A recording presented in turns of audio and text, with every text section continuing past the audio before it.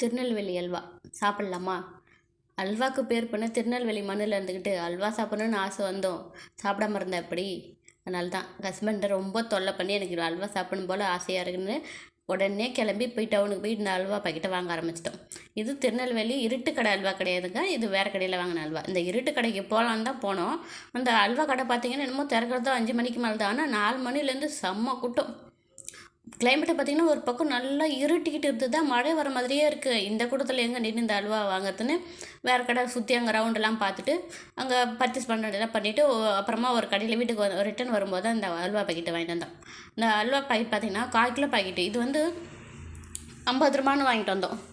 டேஸ்ட்டும் இந்த அல்வா ஏற்கனவே இந்த வேறு பிராண்டாக இருக்கிறதுனால சாப்பிட்டு பார்த்தோம், டேஸ்ட்டும் சூப்பராக தான் இருந்தது. இந்த அல்வா கூட திருநெல்வேலி இருட்டுக்கடை அல்வாக்கு அடுத்தது இந்த அல்வா பார்த்திங்கன்னா டேஸ்ட்டு சூப்பராக இருக்கும். அதே டேஸ்ட்டு தான் இருக்கும். வாங்கிட்டு வந்ததுமே கையில் எடுத்து பார்க்கும்போதே எனக்கு ஆசையாக இருந்தது. என் பையன் வர பின்னாடியே நின்று கூப்பிட்டுக்கிட்டே இருக்கேன், எனக்கு தான் ஃபஸ்ட்டு, எனக்கு தான் ஃபஸ்ட்டு.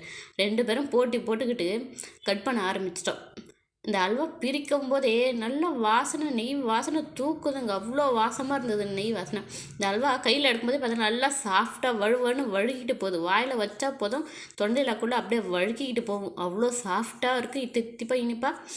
அவ்வளோ டேஸ்ட்டும் சூப்பராகவே இருந்தது. இந்த பாக்கெட்லேருந்து பாருங்களேன், எடுக்கும்போதே அப்படியே வழுகிக்கிட்டு வருது.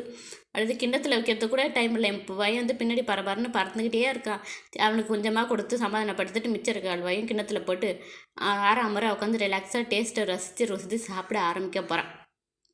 நீங்கள் இதுக்கு முன்னாடி திருநெல்வேலி அல்வா சாப்பிட்ருக்கீங்களா? இல்லை உங்களுக்கு அல்வா பிடிக்குமான்றதை மறக்காமல் கமெண்ட்டில் சொல்லுங்கள். 1/4 கிலோ அல்வா பார்த்தீங்கன்னா இந்த சின்ன கிண்ணத்தில் தான் வந்தது. இந்த வீட்டில் இருக்க எல்லோரும் ஆளு கொஞ்சமாக சாப்பிட்டு ஷேர் பண்ணி சாப்பிட்டு முடிக்க போகிறோம். இந்த அல்வா பார்க்கும்போதே நாட்டம் நாக்கில் எச்சில் ஊறுதுங்க. இந்த வீடியோ பிடிச்சிருந்தா உங்களுக்கு லைக் பண்ணுங்கள், ஷேர் பண்ணுங்கள், நம்மளோட சேனலை சப்ஸ்கிரைப் பண்ணிக்கோங்க. மறக்காமல் உங்களுக்கு அல்வா பிடிக்குமா, நீங்கள் திருநெல்வேலி அல்வா சாப்பிட்றீங்களான்றது மறக்காமல் கண்டிப்பாக கமெண்ட்டில் ஷேர் பண்ணுங்கள். இதே மாதிரி நெக்ஸ்ட் வீடியோவில் பார்க்கலாம். பாய்.